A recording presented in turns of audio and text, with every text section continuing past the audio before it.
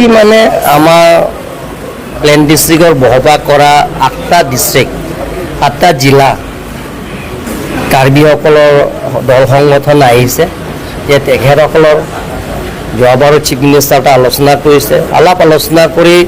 chief মিনিষ্টাৰে ক'লে যে Karbi Anglong autonomous কাউন্সিলৰ পৰা যদি চাৰ্টিফিকেট দিয়ে এছ টি হিল চাৰ্টিফিকেট তেনেহ'লে তেওঁলোকৰো এছ টি হিলছৰ বুলি তেখেতসকলে তাক গ্ৰহণ কৰা হ'ব গতিকে আমি আলোচনা কৰিছোঁ চবে সিদ্ধান্ত লৈছে যে কাৰ্বি আংলং অট'নমাছ কাউন্সিলৰ পৰা যিটো নেকি এছ টি হিল চাৰ্টিফিকেট গ্ৰহণ কৰাতে তেওঁলোকৰ অনুমতি আমাক অনুমোদন জনাইছে আমিও তেওঁলোকৰ প্ৰস্তাৱৰ মতে আমিও গ্ৰহণ কৰিছোঁ আৰু কাৰ্বি আংলং অট'নমাছ কাউন্সিলৰ পৰা আমি ইচি পাছ কৰি তেওঁলোকৰ প্লেন ডিষ্ট্ৰিক্টৰ বসবাস কৰা কাৰ্বিসকলক আমি এছ টি হিল চাৰ্টিফিকেট দিয়াৰ কাৰণে আমি সিদ্ধান্ত লৈছোঁ এইটো এটা ঐতিহাসিক দিন বুলি ক'ব লাগিব আমাৰ কাৰ্বি আংলং আৰু ডিমা হাছাওৰ বাহিৰত বসবাস কৰা 8খন জিলা প্ৰায় 4 লাখ কাৰ্বি জনসংখ্যা আছে বহুত দিন ধৰি আমি শিডিউল ট্ৰাইবছ ৰিকগনিশ্যনৰ পৰা বঞ্চিত হৈ আছিলোঁ আজি মাননীয় ডক্টৰ তুলিৰাম ৰংহাং কাৰ্বি আংলং অট'নমাছ কাউন্সিলৰ CEM তেখেতে আজি আমাক আশ্বাস দিলে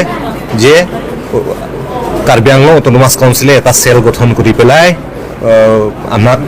কাৰ্বি আংলঙৰ বাহিৰত বসবাস কৰা 8খন জিলা কাৰ্বিসকলৰ কাৰণে যিটো আমাক ইকুৱেল এটা ষ্টেটাছ তাৰমানে আমাক এছ টি হিলছৰ চাৰ্টিফিকেট দিয়া আৰম্ভ কৰিব এইটো ক'লে কাৰণে আমি অশেষ ধন্যবাদ জনাইছোঁ অসমৰ জনপ্ৰিয় মুখ্যমন্ত্ৰী ডক্টৰ হিমন্ত বিশ্ব শৰ্মা ডাঙৰীয়াক এনেকুৱা পদক্ষেপ লোৱাৰ কাৰণে আৰু লগতে আমাৰ কাৰ্বি আংলং অট'নমাছ কাউন্সিলৰ মাননীয় chief executive member doctor Tuliram ৰংহাংদেৱকো আমি কাৰ্বি প্লেন্স কাৰ্বিৰ হৈ পেলাই অশেষ ধন্যবাদ জনাইছোঁ এই চাওক এতিয়া আমিতো অন্যান্য জনগোষ্ঠীতকৈ আমি পিছপৰা এতিয়া আজি মিচিং আজি প্ৰায় 40 বছৰ ধৰি অট'নমাছ কাউন্সিল তেখেতসকলে চলাই আছে বা তিৱা আজি 35 ইয়াৰ্ছ ধৰি তেখেতসকলে কাউন্সিল চলাই আছে বা ৰাভাও তেনেকুৱা কিন্তু আমাকতো এতিয়াই দিছে যাতে আমি প্ৰায় 35 বছৰ 40 বছৰ পিছুৱাই গ'লোঁ আমি অন্য জনগোষ্ঠীতকৈ সেইকাৰণে এতিয়া আমি অসম চৰকাৰক আমি আহ্বান জনাব বিচাৰিছোঁ আমাক যাতে এটা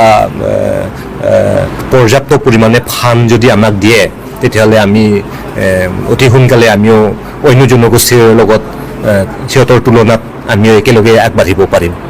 এইটো ৰেছপন্সটো বহুত পজিটিভ আজি তেখেতে ক'লে তো এইটো আশাকেই নহয় এইটোতো কামটো আজিকালিৰ ভিতৰতে হৈ যাব সেইকাৰণে ধন্যবাদ জনাইছোঁ